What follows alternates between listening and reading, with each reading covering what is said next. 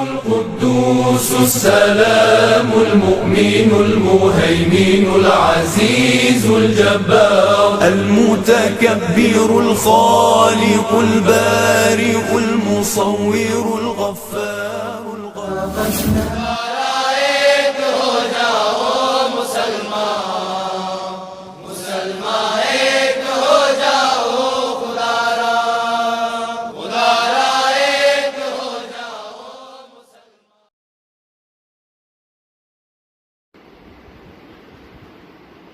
الحمد لله رب العالمين والصلاة والسلام على سيد الأنبياء والمرسلين وعلى آله وأصحابه أجمعين أما بعد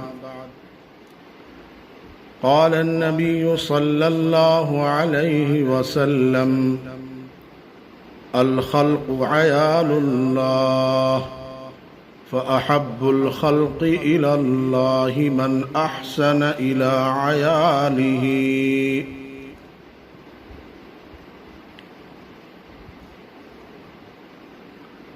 بزرگوں اور دوستو، رمضان المبارک کا آج 19واں روزہ ہے۔ دعا فرمائیں کہ اللہ تعالی ہمارے روزوں کو، ہماری تراویح کو قبول فرمائے، ہماری دعاؤں کو اللہ قبول فرمائے، اور جتنے ایام اس ماہ مبارک کے باقی ہیں اللہ تعالی ہمیں قدردانی کی توفیق عطا فرمائے۔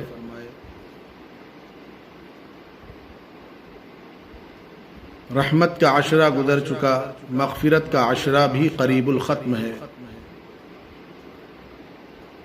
ہم زیادہ سے زیادہ اللہ تعالیٰ کی بارگاہ میں توبہ اور استغفار کریں،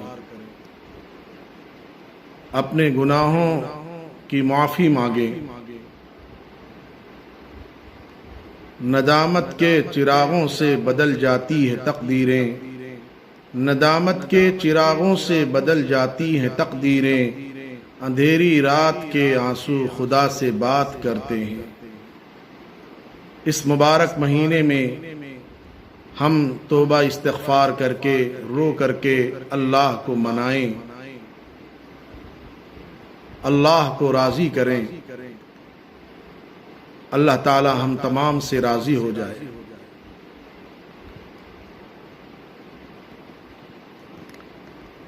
میں نے جو حدیث پاک پڑھی ہے اس میں نبی اکرم صلی اللہ علیہ وسلم ارشاد فرماتے ہیں، ساری مخلوق اللہ تعالیٰ کا عیال اور کنبہ ہے،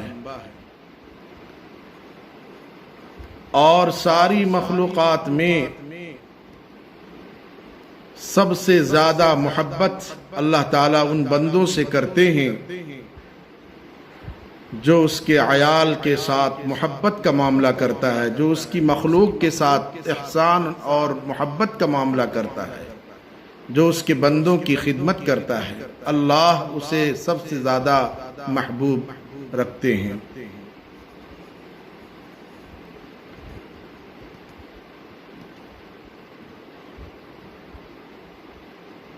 حدیث پاک میں آتا ہے کہ انسان اللہ کے بندوں کی خدمت کرنے کی وجہ سے خدمت گزار بندہ صائم النہار اور قائم اللیل کی فضیلت کا مستحق بن جاتا ہے۔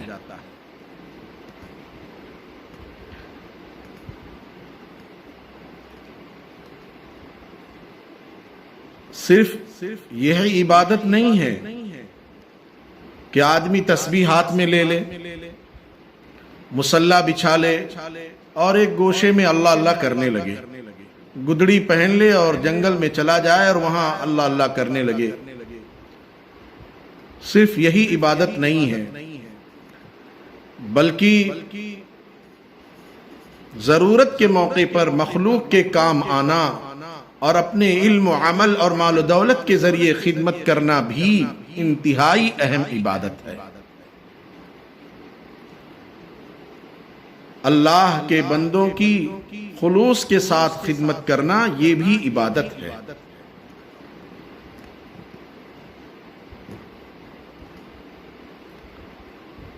حضرت عیسیٰ علیہ السلام نے ایک شخص کو عبادت میں مشغول پا کر کے دریافت فرمایا کہ تمہارا کیا مشغلہ ہے؟ اس شخص نے کہا کہ میرا عبادت کے علاوہ اور کوئی مشغلہ نہیں ہے۔ حضرت عیسیٰ علیہ السلام نے پھر پوچھا کہ پھر تمہاری کفالت کون کرتا ہے؟ تمہارے کھانے پینے کا انتظام کون کرتا ہے؟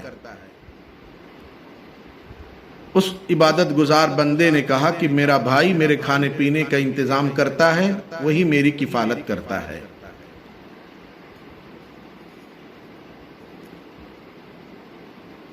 حضرت عیسیٰ علیہ السلام نے فرمایا کہ تمہارا بھائی جو تمہاری کفالت کرتا ہے، تمہاری خدمت کرتا ہے، کھانے پینے کا انتظام کرتا ہے، وہ تم سے زیادہ عبادت گزار ہے اور تم سے زیادہ اجر و ثواب کا مستحق ہے۔ مخلوق کی خدمت کرنا یہ بھی عبادت ہے۔ آج ہم جن حالات سے گزر رہے ہیں، پورا ملک لاک ڈاؤن کا شکار ہے، کورونا وائرس سے متاثر ہے۔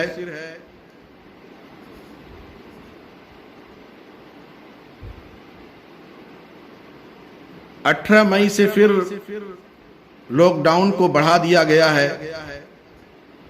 ملک میں افراتفری پھیلی ہوئی ہے، لوگ بھوکے مر رہے ہیں، کھانے کی اشیاء ان کے پاس نہیں ہے۔ آپ سبھی حضرات واقف ہیں، ہزاروں لاکھوں کی تعداد میں لوگ کھانے پینے سے پریشان ہو کر کے لوگ پیدل اپنے گھروں پر جا رہے ہیں، ہزار کلومیٹر، 1500 کلومیٹر لوگ پیدل چل رہے ہیں۔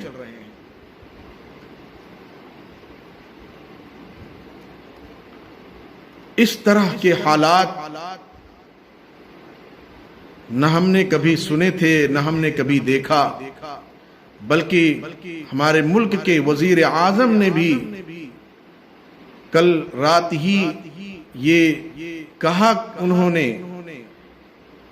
کہ جن حالات سے ہم گزر رہے ہیں، کبھی بھی ہم نے ان حالات کو نہ دیکھا اور نہ سنا۔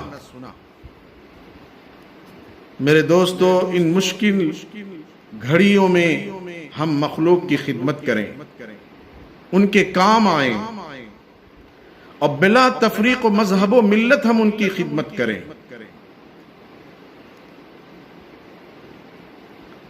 نبی پاک صلی اللہ علیہ وسلم کی تو یہی تعلیمات ہے۔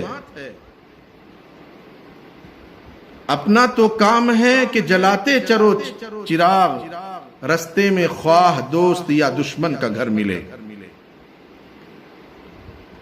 ہمیں کسی کے مذہب کے تعلق سے یہ معلوم نہیں کرنا ہے، قوم اور برادری کے تعلق سے معلوم نہیں کرنا ہے، بلکہ بلا تفریق مذہب و ملت کے خدمت کرنی ہے۔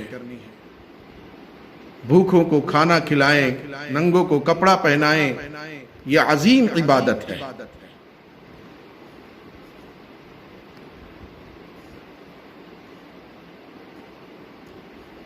اور ایسے حالات میں کہ جہاں ملک میں گنگا جمنی تہذیب کو ختم کیا جا رہا ہو، ملک میں ہندو اور مسلمانوں میں نفرتیں پھیلائی جا رہی ہو، خصوصاً میڈیا والوں کے ذریعے جو پروپیگنڈا کیا جا رہا ہے، جو نفرت پھیلائی جا رہی ہے، ہمیں ان نفرت کی دیوار کو توڑنا ہے اور ملک میں پیار و محبت کو جگہ دینی ہے، پیار و محبت کو بانٹنا ہے۔ جو بھی نفرت کی دیوار ہے گرا کر دیکھو، دوستی کی بھی ذرا رسم نبھا کر دیکھو، کتنا سکھ ملتا ہے معلوم نہیں ہے تجھ کو، اپنے دشمن کو بھی کلیجے سے لگا کر دیکھو۔ نبی پاک صلی اللہ علیہ وسلم کی سیرت کو اٹھا کر دیکھیں آپ، کہ آپ نے اپنے دشمنوں کو بھی اپنے کلیجے سے لگایا ہے۔ فتح مکہ کے موقع پر آپ نے سارے دشمنوں کو معاف کر دیا۔ کتنا سکھ ملتا ہے معلوم نہیں ہے تجھ کو، اپنے دشمن کو بھی کلیجے سے لگا کر دیکھو۔ ہمیں بلا تفریق مذہب و ملت کی خدمت کرنی ہے، الحمدللہ کر رہے ہیں۔ ہمارے اس علاقے میں بھی ہمارے نوجوانوں نے، جمعیت علماء نے اور دوسری تنظیموں نے الحمدللہ خدمت کر رہے ہیں۔ اللہ تعالیٰ مزید خدمت کی توفیق عطا فرمائے۔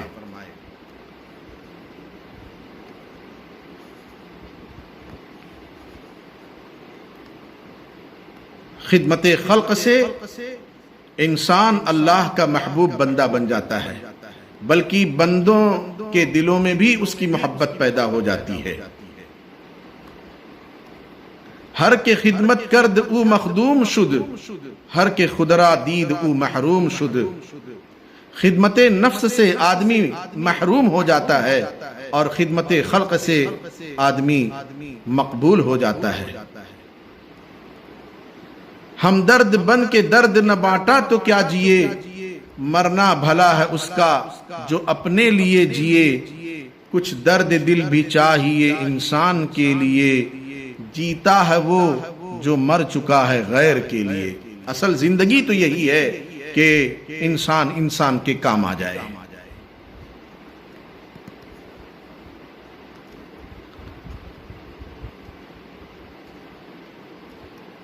خدمت خلق سے آدمی اللہ کے رحم و کرم کا مستحق ہو جاتا ہے، اللہ کے ہاں اس کا مقام بلند ہو جاتا ہے۔ خاندان علی سے تعلق رکھنے والی، سید خاندان سے تعلق رکھنے والی ایک فیملی، ایک خاندان بلخ میں آباد تھا۔ ذمہ دار شخص کا انتقال ہو جاتا ہے،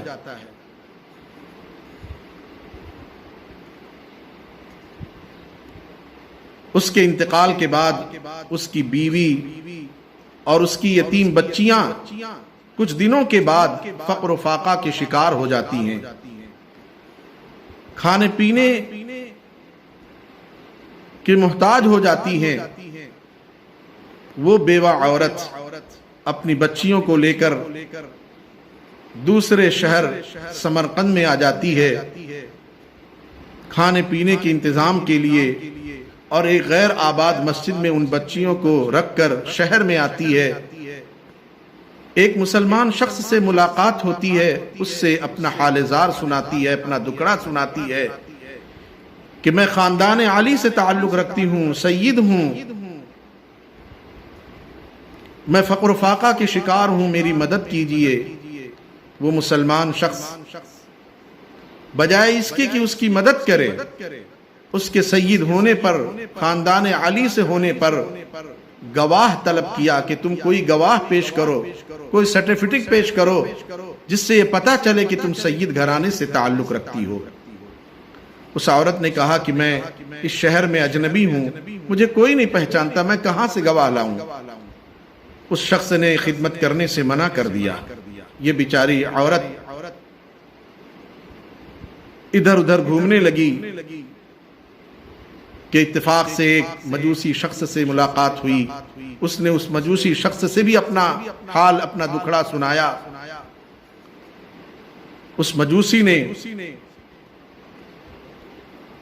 بلا تحقیق کے اس عظمت کے ساتھ اس کی خدمت کی کہ فوراً اس عورت کو اس کے بچوں سمیت، اس کی یتیم بیٹیوں سمیت اپنے گھر لایا اور اپنے گھر کے عورتوں سے کہا کہ اسے گھر میں عزت کے ساتھ رکھیں اور ان کے کھانے پینے کا انتظام کریں، خوراک و پوشاک کا انتظام کریں۔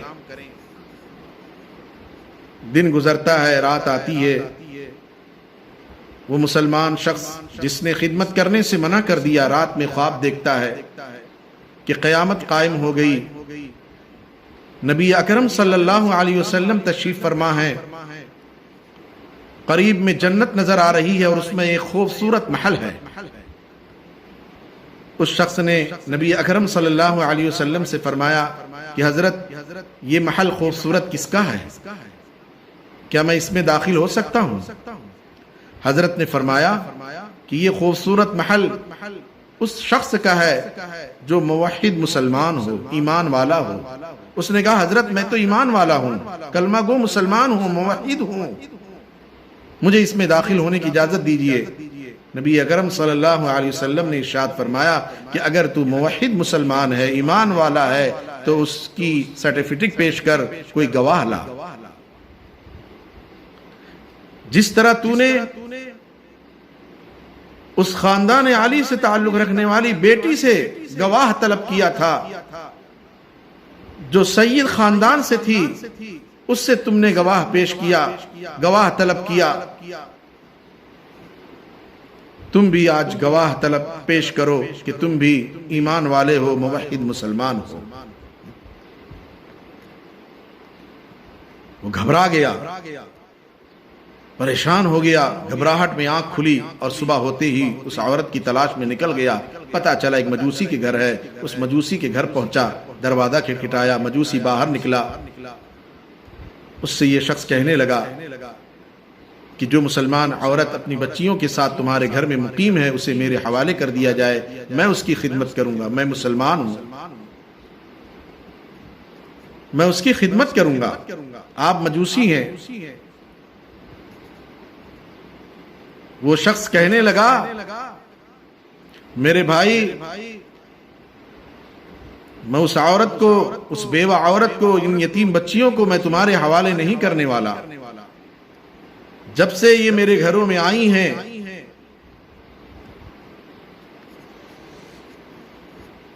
ان کے آنے کی جو برکات میں نے دیکھی، جو برکتیں میں نے دیکھی ہیں کہ ان کے آنے کی وجہ سے اللہ نے مجھے ایمان کی توفیق عطا فرما دی. میں اپنے تمام گھر کے لوگوں کے ساتھ ان کے ہاتھ پر اسلام قبول کر لیا ہے. اور مزید ایک بشارت سناتا ہوں، جو رات آپ نے خواب دیکھا ہے وہی خواب میں نے بھی دیکھا ہے. الحمدللہ مجھے یہ خوشخبری دی گئی ہے کہ اس بیوہ اور یتیم بچیوں کی خدمت و کفالت کا مجھے یہ صلہ ملا ہے.